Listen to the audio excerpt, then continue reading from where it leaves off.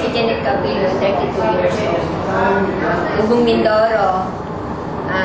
Lumabas ako dito sa Manila dahil nagpagamot ako sa amin sa Mindoro na nagkaroon ako ng sakit na sabi, tumor and cancer daw. Nalaman ko dito sa Manila, sa PGH na yung sakit ko na cancer is stage 4 na daw, sabi ng doktor. Sabi niya, tatanggalin na daw niya yung aking mata, yung cheekbone, in yung aking alang-alang. Pero hindi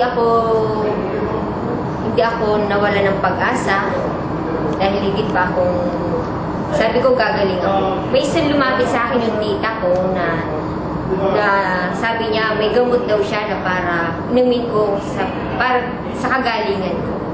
Yung Santi Pure Barley. Tapos nun, nag-take ako nun, una yung capsule. Nag-take ako niyan, umaga, 2 capsule in morning. Tapos may lumabas dito sa aking ilong na may dugo na may para siyang nana. Yun. Lumabas siya sa ilong ko nung uminom ako nito, capsule. Sabi ng tita ko, sabi ng kapatid ko, siguro tita, mas maganda yun. Sabi, meron pa kaming mas maganda yung powder. Ito yung powder na tinitake ko dahil sabi nila, kailangan daw i-mega dose ko. Dahil ngayon sakit ko, cancer stage 4. Tapos nung tinake ko siya, morning and evening ko siya tinitake. Tapos tuloy-tuloy lang yung inom ko, umaga, hapon. Ito na lang pinagpatuloy ko. Wala namang binibigay yung doktor ko na ibang gamot, kundi ito lang yung ininom ko. Nalaman ko sa sarili ko na nagkaroon ng magandang improve yung hitsura ko ngayon. Nawala yung nararamdaman kong mga sakit-sakit, pati yung okay na yung mata ko yung naging okay na. Dahil dito sa Santi Pure Barley. Nagpapasalamat ako. Binigyan ako ng Santi Pure Barley na maganda para marurugtungan yung pangalawang buhay ko.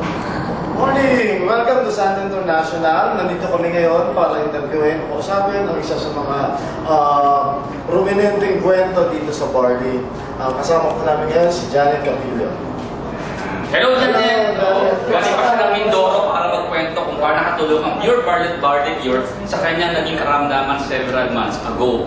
Ito may sa head office at tinalaw tayo ni Miss Janet. Kamusta, Miss Janet? Okay naman po. At okay na yung pakiramdam ko.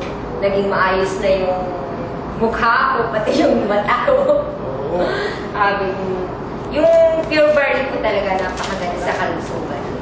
Alam mo ba kung kita na-meet ngayong araw, kilala na kita sa picture namin, sa presentation namin, nakita namin yung mukha mo Kaya kanina, nung pumunta ako rito, akala ko, kanina, artista ka, imagine mo yun. Siguro, mas maganda, tanggal natin yung kanyang para mas makita yung pruweba.